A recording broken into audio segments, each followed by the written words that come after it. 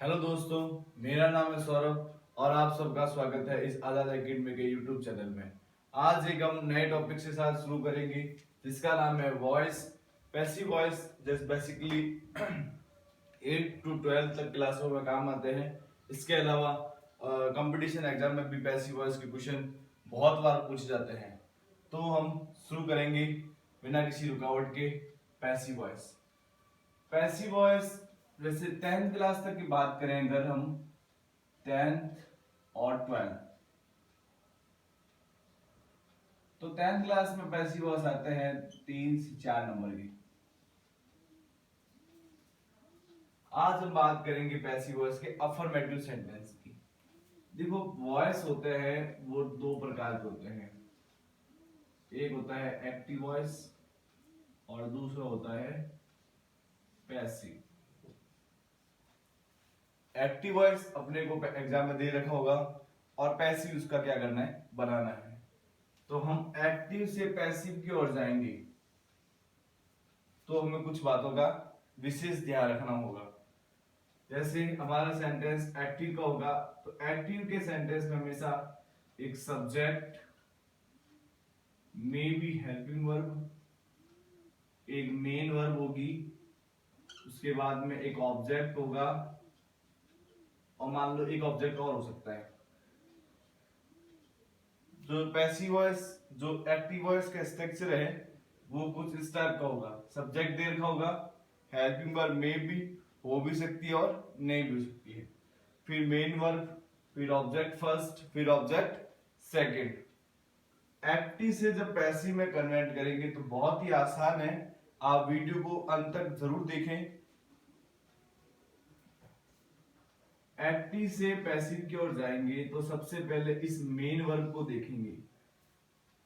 Main verb कौन कौन सी होती है, मेरा अगला वीडियो मेन वर्ब का ही होगा, जिससे आपका पता चल जाएगा कि मेन वर्ब कौन सी होती है, कौन सी हेल्पिंग वर्ब होती है। तो मेन वर्ब के बाद जो भी लिखा है, मेन वर्ब के बाद में जो भी ऑब्जेक्ट है, आप उसको बिना देख के सीधा यहां लिख सकते हैं। इस ऑब्जेक्ट फर्स्ट को, ये ऑब्जेक्ट फर्स्ट हमें को मिलेगा कहां पे, इस मेन वर्ब के जस्ट बाद में। तो मेन वर्ब के जस्ट बाद में जो ऑब्जेक्ट लिखा है वो मैंने लिख दिया शुरुआत में। उसके बाद में होता है हेल्पिंग वर्ब को लगाना। मान लो सेंटेंस में हेल्पिंग वर्ब दे दी आपको, वापस लिख देना। नहीं दी है तो क्या करना है, तो फिर अपने का जो सबसे बड़ा रोल है पैसिव वॉइस में वो इस मेन वर्ब का ही रहता है। तो हम हेल्पिंग वर्ब नहीं होने पर हम यूज करेंगे बी टाइप वर्ब का। किसका यूज करेंगे, बी टाइप वर्ब। हम यूज करेंगे बी टाइप वर्ब का यूज। अब ये बी टाइप वर्ब क्या होती है, यूज कैसे होता है, इसके बारे में एक मिनट बात कर लेते हैं। बी टाइप वर्ब वो होती है जो हेल्पिंग वर्ब नहीं होती, तो हेल्पिंग वर्ब के स्थान पे जो हम यूज करते हैं वर्ब, वो B type verb. B type verb कैसे यूज करेंगे, इस मेन वर्ब को देखेंगे। अगर मेन वर्ब की फर्स्ट फॉर्म है तो हम हेल्पिंग वर्ब में क्या यूज करेंगे, is, are, am. Second form होगी तो यूज करेंगे वॉज, वर। वर्ब थर्ड होगी तो बीन लगाएंगे। थोड़ा सा पीछे चलते हैं। मैंने एक वीडियो में बताया था आपको टेंस की टेबल में, मैंने कहा जहां हैज, हैव और हैड होगा वहां हमेशा वर्ब थर्ड आएगी, और जहां वर्ब थर्ड आएगी तो वहां हैज, हैव और हैड होना आवश्यक है। तो सेंटेंस में आपको हैज, हैव, हैड दे रखा होगा। आपको साथ में अटैच क्या करना है, बीन। वर्ब की अगर फोर्थ फॉर्म की बात करें, वर्ब फोर्थ होती है वर्ब फर्स्ट के साथ आईएनजी। वर्ब फोर्थ की बात करूं मैं अगर, तो वर्ब फोर्थ होती है वर्ब फर्स्ट के साथ आईएनजी। तो बी टाइप वर्ब का यूज कर रहे हैं तो बी में भी क्या लगा दो, आईएनजी। तो ये क्या हो गई, बीइंग। तो वर्ब फोर्थ होगी तो क्या लगाएंगे, बीइंग। एक अगर इन्फिनिटिव हो, मतलब टू के साथ वर्ब की फर्स्ट फॉर्म, टू के साथ क्या होगा वर्ब की फर्स्ट फॉर्म है, तो क्या हो जाएगा, टू प्लस बी। ठीक है, मॉडल्स दे रखे हैं आपको। मॉडल्स मैंने आपको पहले वीडियो में बताया था कि मॉडल क्या होते हैं, मॉडल का यूज कैसे होता है। Models can, could, will, would, may, might, must. ये आपको कोई मॉडल दे रखा हो तो मॉडल के साथ आपको क्या लिखना है, बी। ये तो हुई एक बी टाइप वर्ब की बात। अगर हेल्पिंग वर्ड नहीं होगी तो अपने को क्या यूज करना है, ये बी टाइप वर्ब।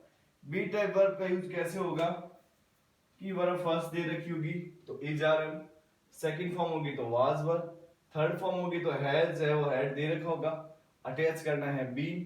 वर्ब की फोर्थ फॉर्म होगी तो बीइंग, और टू प्लस वर्ब फर्स्ट या वर्ब फिफ्थ। इसको इंग्लिश में वर्ब फिफ्थ भी बताते हैं, इन्फिनिटिव होता है जो। ये इन्फिनिटिव होगा वर्ब फिफ्थ हो तो टू के साथ बी। कोई मॉडल्स दे रखा है तो मॉडल के साथ बी। ये तो हुई बात बी टाइप वर्ब की। अब पैसिव वॉइस में हमेशा वर्ब थर्ड का यूज होता है।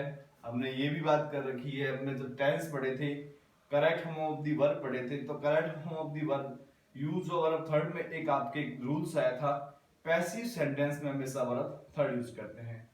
तो लीजिए आगे, पैसिव वॉइस में जहां भी यूज करेंगे वर्ब की कौन सी फॉर्म यूज करेंगे, वर्ब की थर्ड फॉर्म। उसके बाद में रेस्ट ऑफ सेंटेंस, जो भी सेंटेंस बचा है अपना वो मैंने यहां लिख दिया। उसके बाद में परमानेंट आपको बाई यूज करना है, और उसके बाद में सब्जेक्ट। अब ये आगे तो सब्जेक्ट है लेकिन पीछे जाएगा तो क्या हो जाएगा, ऑब्जेक्ट। कैसे, छोटी सी टेबल में समझते हैं।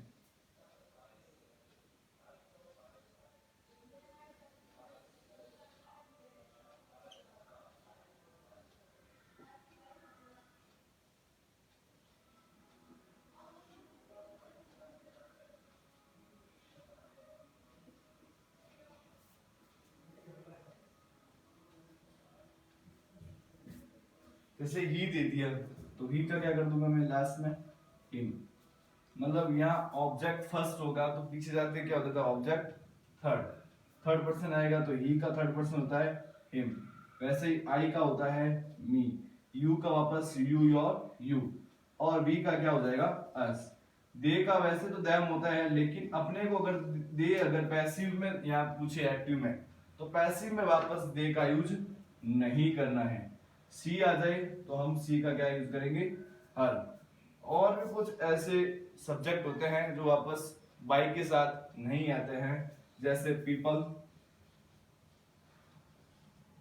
Someone, somebody, anyone, anybody, police. एक होता है नो वन और नोबडी।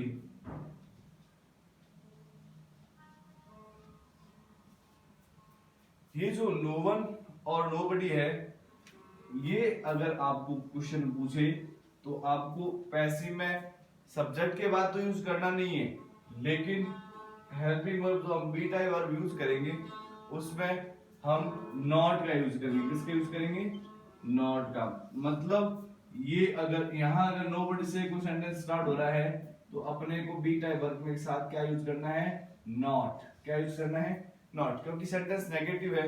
अगर एक्टिव में नेगेटिव है तो पैसिव में भी उसकी फीलिंग्स लाने के लिए हमें क्या यूज करना पड़ेगा, नेगेटिव के लिए नॉट।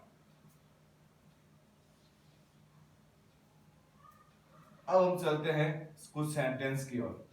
जैसे first sentence, Ramesh takes tea in the room. Ramesh takes tea in the room. तो मान लो कि ये हो गई वर्ब की फर्स्ट फॉर्म। टेक्स कौन सी फॉर्म होगी, वर्ब की फर्स्ट फॉर्म। मतलब ये मेन वर्ब है। हमने पढ़ा था कि एक्टिव वॉइस में पैसिव बनाते समय सबसे पहले ऑब्जेक्ट फर्स्ट लिखेंगे। ऑब्जेक्ट फर्स्ट हमें मिलेगा मेन वर्ब के जस्ट बाद। मेन वर्ब के जस्ट बाद में जो ये टी लिखा है ये अपना ऑब्जेक्ट फर्स्ट हो गया, जो बचा रेस्ट ऑफ सेंटेंस है वो ऑब्जेक्ट सेकंड। तो हम पहले क्या लिख देंगे यहाँ पे टी। अब टी चूंकि सिंगुलर है, वर्ब की फर्स्ट फॉर्म है, तो हम यूज करेंगे इज, आर या एम का। सिंगुलर है तो साथ में क्या आएगा टी, इज। फिर मैंने बताया था कि पैसिव सेंटेंस में हमेशा वर्ब की थर्ड फॉर्म, तो टेक की फॉर्म होती है टेकन, टेक, टुक, टेकन। फिर मैंने बताया था कि ऑब्जेक्ट सेकंड या जो भी सेंटेंस पीछे बताया रिमेनिंग, तो हम लिख देंगे। फिर मैंने बताया था कि बाय का यूज अपने को परमानेंट करना है, चाहे अफर्मेटिव हो, चाहे इंट्रोगेटिव हो, चाहे एक्सक्लेमेटरी हो, चाहे ऑप्टेटिव सेंटेंस हो। तो बाय लिखा है मैंने, फिर सब्जेक्ट, फिर रमेश लड़का है, कोई भी नाम है तो वापस आ जाएगा। मान लो इस रमेश की जगह अपने ही लिखा है तो यहाँ क्या हो जाएगा हिम। मान लो इसकी जगह सी लिख दूं मैं तो यहाँ क्या हो जाएगा हर। मतलब यहाँ जो पर्सन दे रखा होगा उसका हमेशा हमें वाई यूज करना है third person.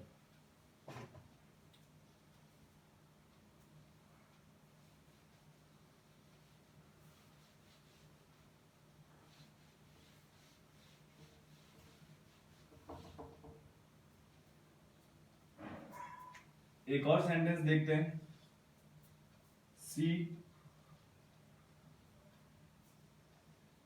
She saw a lion on the road last night। एक सेंटेंस है She saw a lion on the road last night। तो हमने पहले एक्टिव से पैसिव जाने के लिए सबसे पहले जो चीज देखनी है वो हमेशा देखनी है मेन वर्ब। आपको अगर मेन वर्ब पता होगा कि वर्ब फर्स्ट है, सेकंड है, थर्ड है या फोर्थ है या कुछ मॉडल्स है या कुछ इन्फिनिटिव है, तो ही आप हेल्पिंग वर्ब का यूज कर पाओगे। अन्यथा आपको पता भी नहीं चलेगा कि कौन सी फॉर्म है, तो आप हेल्पिंग वर्ब गलत करोगे। हेल्पिंग वर्ब गलत बोलोगे तो पूरा सेंटेंस क्या हो जाएगा आपका गलत। इसलिए आपको ये ध्यान रखना है कि इसमें वर्ब है कौन सी एग्जैक्ट। तो इसमें वर्ब की है सेकंड फॉर्म, बाद में लिख रखा है लॉयन, तो अ लॉयन सिंगुलर है, सेकंड फॉर्म है तो was verb, a lion was. फिर वर्ब की थर्ड फॉर्म, सेकंड फॉर्म है, थर्ड बनानी है सी सा सीन। फिर ऑन द रोड, फिर on the road last night, फिर लगाऊंगा मैं बाई। अब देखो यहां सी दे रखा है तो सी का थर्ड पर्सन क्या होगा सी हर, हर।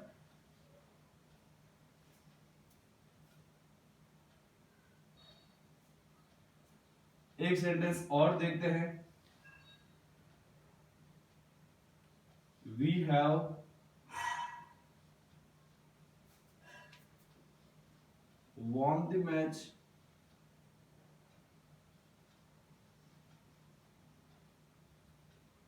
so all our team happy।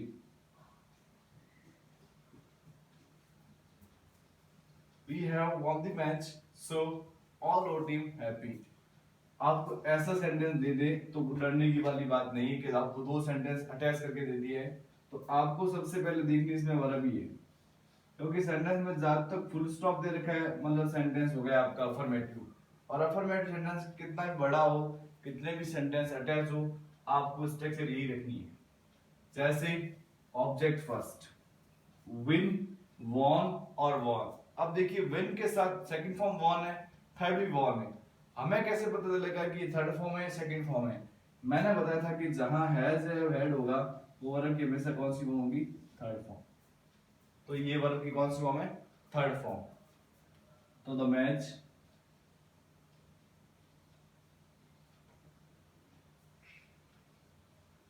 अब मैच एक ही था सिंगुलर था तो मैच हैज बीन। अब देखो हैज है मैंने बताया था कि हैज के साथ क्या अटैच करना है, बी। तो match has been, won, so, on, over, team, happy, by. By के साथ अब बी लिखा है तो पीछे क्या लिख दूंगा मैं, अस। एक और देखते हैं।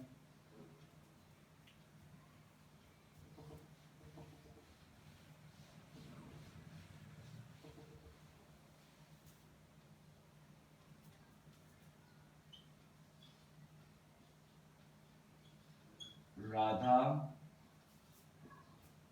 singing a song with her family member। तो अपने को कोई नहीं, सबसे पहले देख लिए वर्ब कौन सी है, ये वर्ब तो आईएनजी लग रही है, आईएनजी फॉर्म है तो क्या वर्ब देंगे, बीइंग। तो अ सॉन्ग सिंगुलर है, अ सॉन्ग, या इज होगा, गलत कर दिया थोड़ा सा मैंने, Radha is singing a song, तो अ सॉन्ग इज। अब सॉन्ग सिंगुलर है वैसे भी तो इज ही आएगा, और साथ में क्या जुड़ेगा, बीइंग। सिंग, सैंग और सन, फिर जो भी लिखा है सेंटेंस लास्ट में, with her family member by Radha. एक और देखते हैं, सी कैन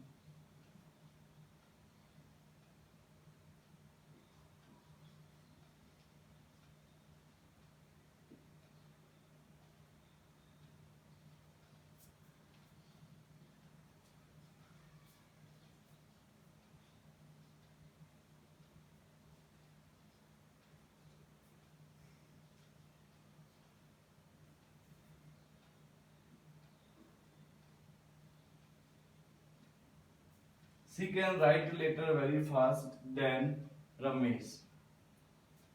अब इसमें क्या यूज हो रहा है, मॉडल। तो मॉडल आएगा तो क्या आएगा, मॉडल के साथ बी, मॉडल के साथ बी।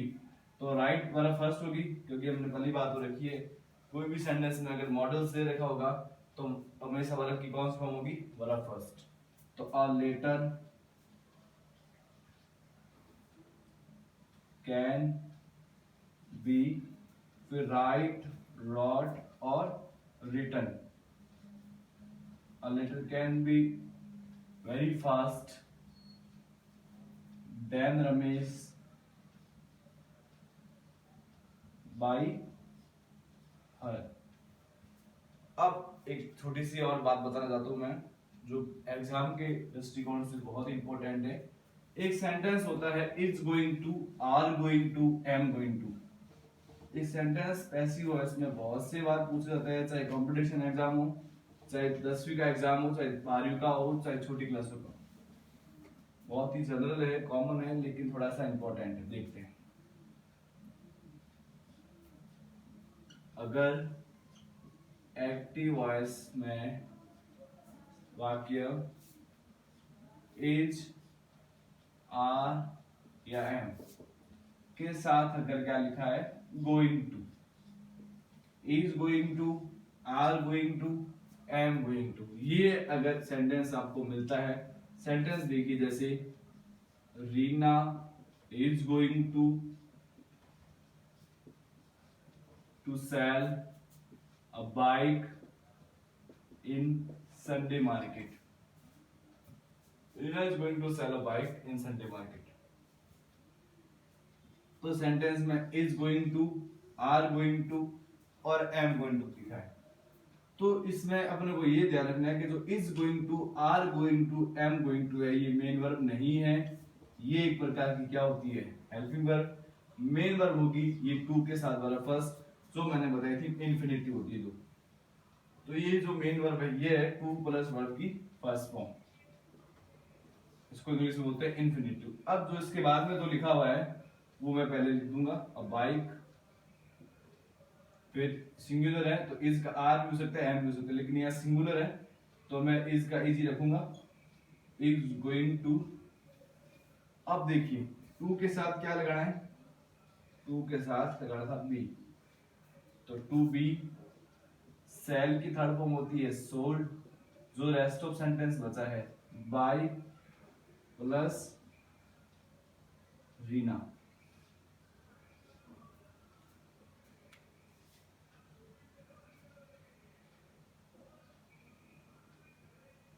तो आज जो हमने बात की है वो एक्टिव वॉइस के सिंपल सेंटेंस यानी अफर्मेटिव सेंटेंस की बात की थी। अब हम जो अगले वीडियो में बात करेंगे इसके थोड़े से कुछ रह गए थे, जैसे समबडी समवन से जो भी सेंटेंस स्टार्ट होता है वो मैंने आपको बताया नहीं है, अगले वीडियो में आप बताऊंगा। और ये आपको वीडियो अच्छा लगे तो लाइक और कमेंट करके जरूर बताएं, और अगर आपने अभी तक हमारा चैनल सब्सक्राइब नहीं किया है तो जरूर करें। Thank you so much.